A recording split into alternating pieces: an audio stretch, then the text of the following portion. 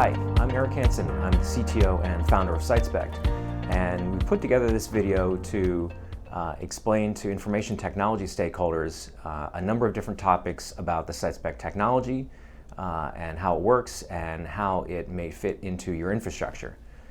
Chances are that if you're watching this video, it's because someone in your organization is considering SiteSpect for A/B testing, for personalization, or for website recommendations. And you may be tasked with trying to figure out how SiteSpect will work with your traffic, how it will integrate into your site, and various other concerns or questions that you may have about how this is all going to fit together. So in this section, we're going to talk about SiteSpect deployment options. So to begin with, we have SiteSpect Cloud,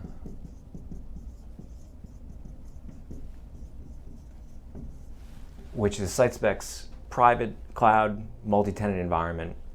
Works with the distributed architecture. I'm going to go through that in some detail.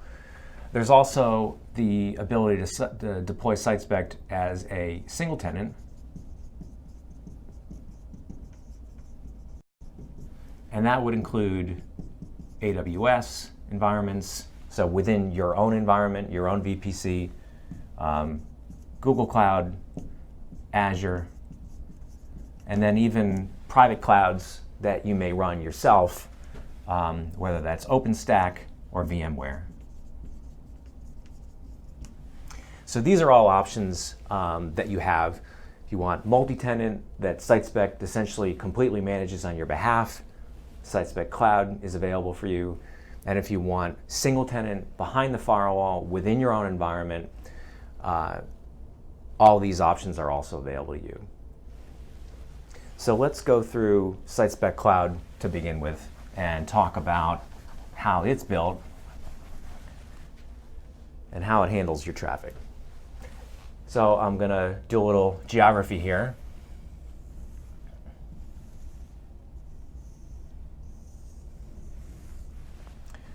The US, and up here we're going to have United Kingdom, as well as mainland Europe. Now, SiteSpect Cloud is our own private cloud environment. It runs on Tier 1 data centers, Equinix and Internet. Each facility that we have is able to handle traffic for all of our multi-tenant customer base. Our points of presence are located in San Jose, LA, Dallas, Chicago, New Jersey, Atlanta, Slough, London, and Amsterdam. And what we do is we operate a global traffic management layer that selectively will pick the best points of presence, the best POPs for each request at any point in time. And as we proxy traffic, it will of course go from an end user through SiteSpect point of presence to the web origin and back. So just as an example, there's an end user in Orlando, Florida. At any given time, they're going to be routed to the most performant available SiteSpect POPs. So very likely, let's say the origin is over here in Salt Lake. That end user is likely going to go through either Dallas or Chicago on their way to the origin.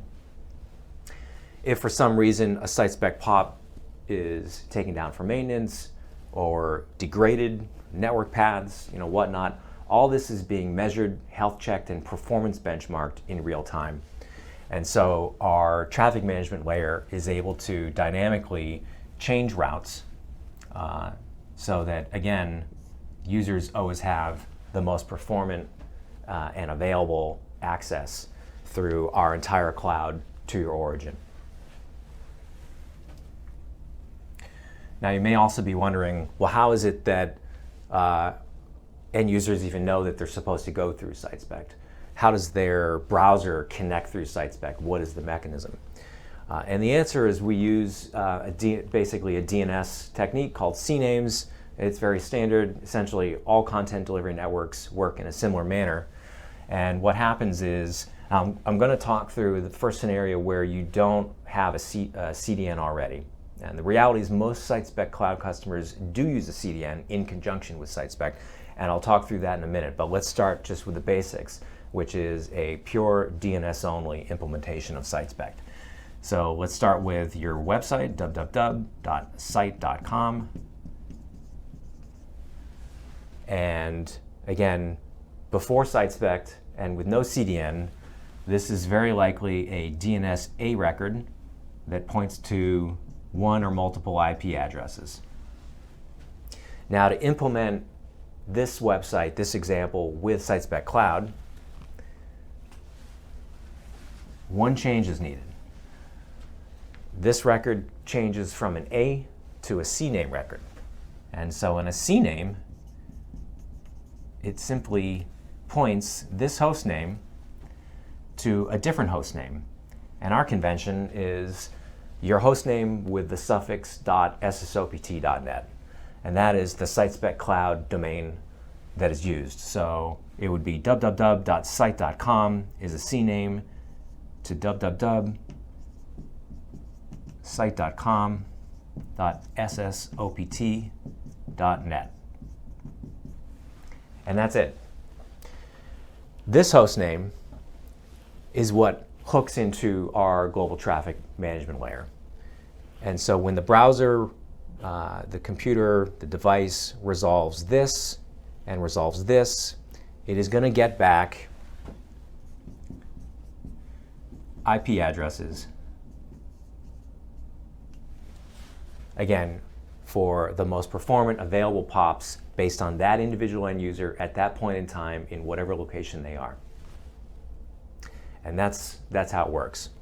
And again, if there are changes in routing or traffic congestion or any of the things that happen every day in the wild, wild internet, all that is being monitored in real time by our network, by our platform, and adjustments are being made to make sure that all traffic gets to where it's supposed to go in a performant manner.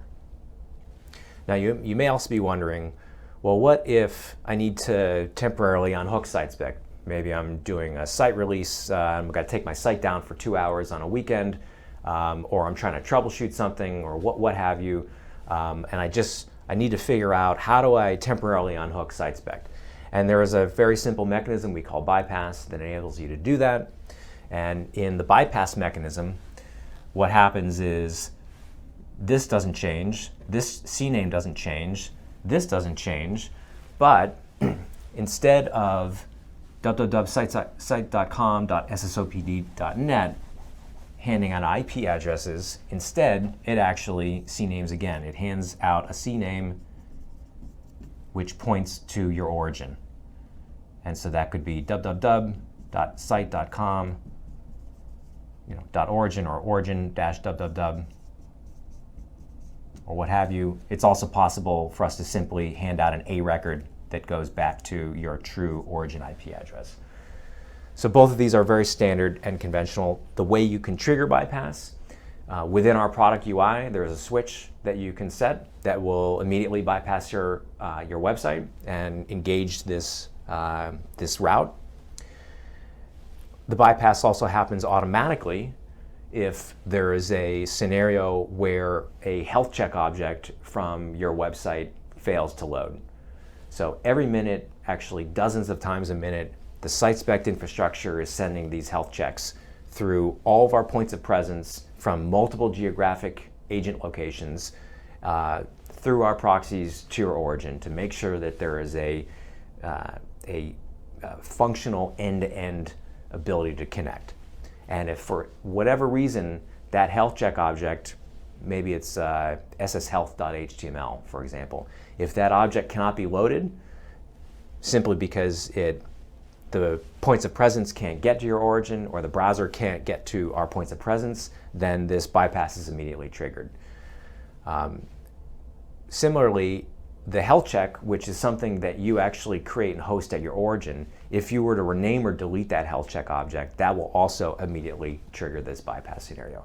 So those are 3 different ways that bypass can be triggered, and it can be restored simply by undoing those points, those decisions. So that's how the bypass works. Now this is SiteSpect Cloud through a DNS deployment. Let's talk about the CDN deployment.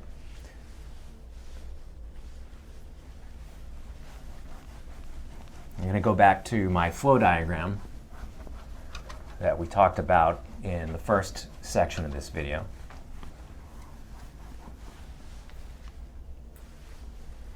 So we've got our browser,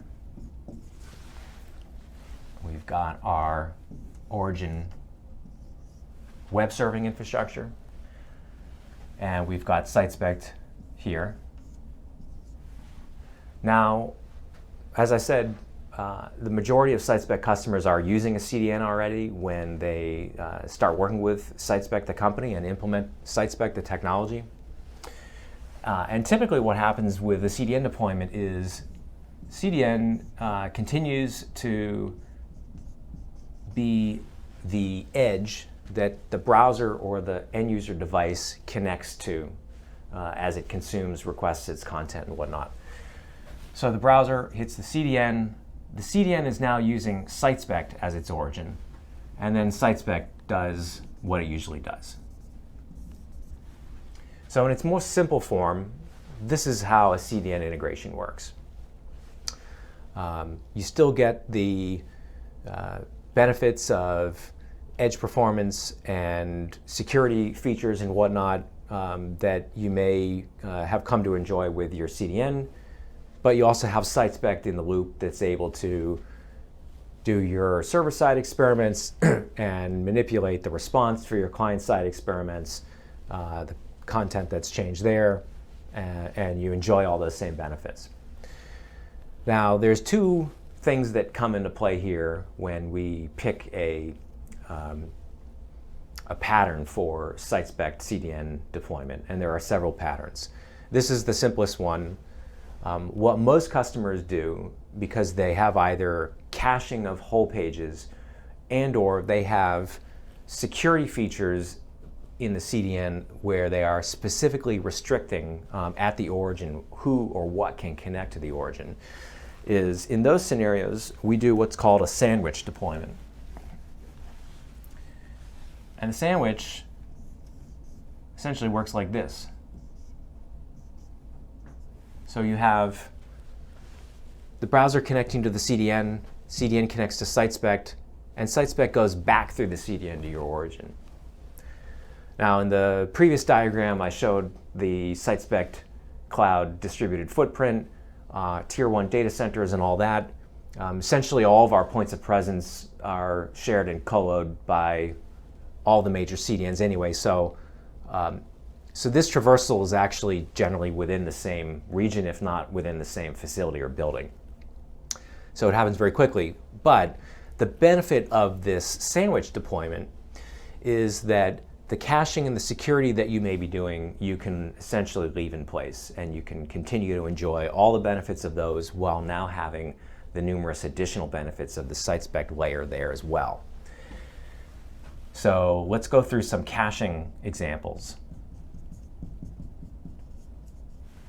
So very typical for static assets like images, JPEG, GIF, etc., static content like CSS or JavaScript bundles, those very typically are going to be cached at the CDN.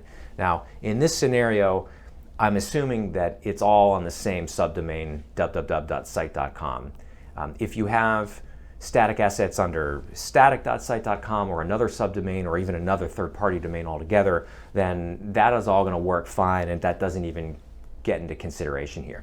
This is really strictly for the content that's coming from the host name that is being routed through SiteSpect. So again, just as an example, let's just say www.site.com. Okay, we're not talking about static.site.com, images.site.com, or whatever. Those can route around SiteSpect. They don't have to be factored in here. And in truth, SiteSpect really only cares about seeing and manipulating text content. So HTML and potentially CSS and JavaScript, but mostly it's HTML content, occasionally also XML or JSON content. So those are the type of content types that you want to route through SiteSpect. Anything else, binary or whatnot, can continue to be cached here in this first leg. We don't need to see those requests. But let's say for patterns that match, URLs that match .html, .asp, what have you, those we don't want to cache at this first leg, but we can cache here. And there is a set of standard CDN rules that we apply and work with our customers, obviously, to do this implementation. And essentially, the caching for dynamic content, or I should say rather non-binary content, can happen at this second leg, whereas static content, binary content, can happen at this first leg. Now, the other benefit of this arrangement is that if you're using whitelisting or blacklisting at the origin to only allow traffic from a specific IP or network block or blocks from the CDN, of course, that all can stay in place exactly as is, because SiteSpect, or other layers for that matter, are never connecting directly to your origin. It's just the CDN. So this is what we call a sandwich configuration. It's very common with our Akamai customers, Fastly, etc. We also work with Cloudflare, CloudFront, Instart Logic, and a few others. But those are essentially the main CDNs, and we have these deployment patterns available for all of them.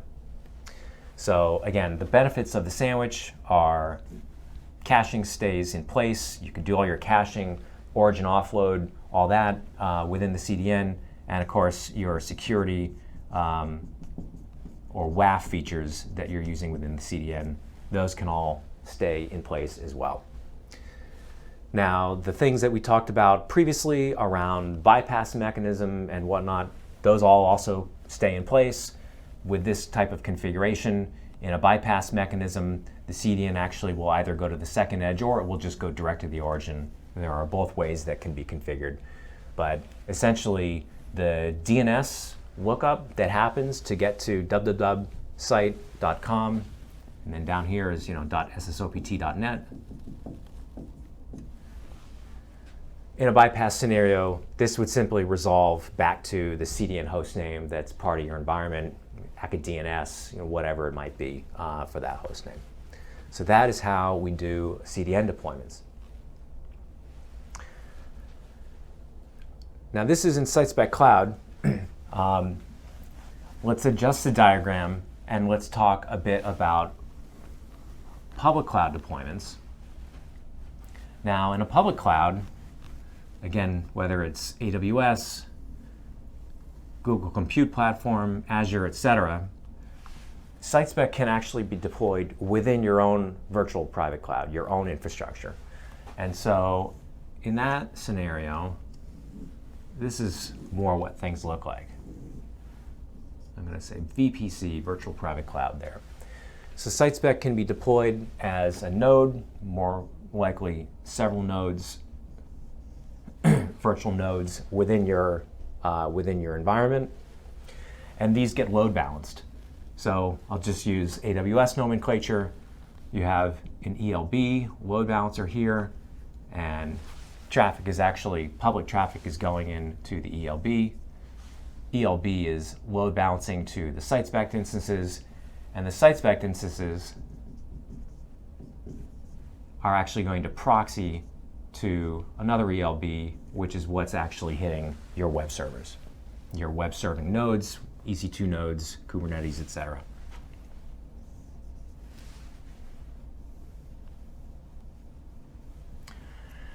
We use Terraform to produce machine images for the right environment that you have.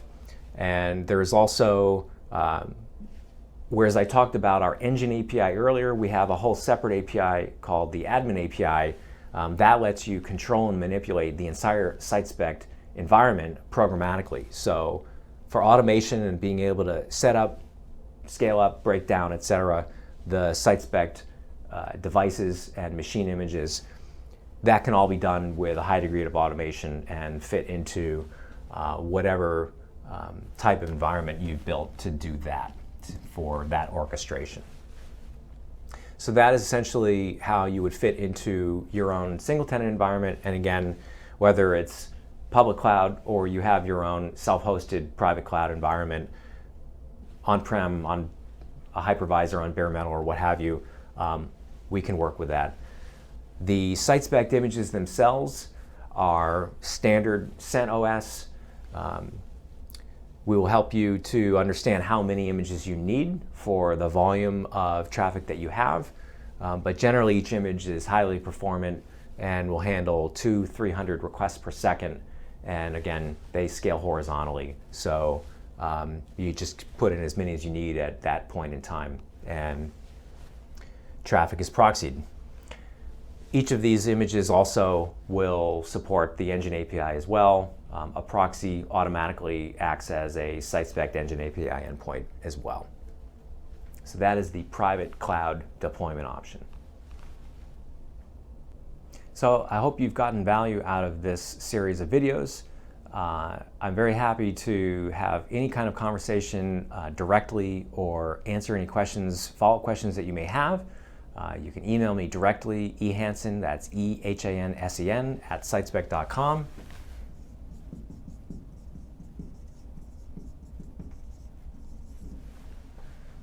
And I look forward to hearing from you.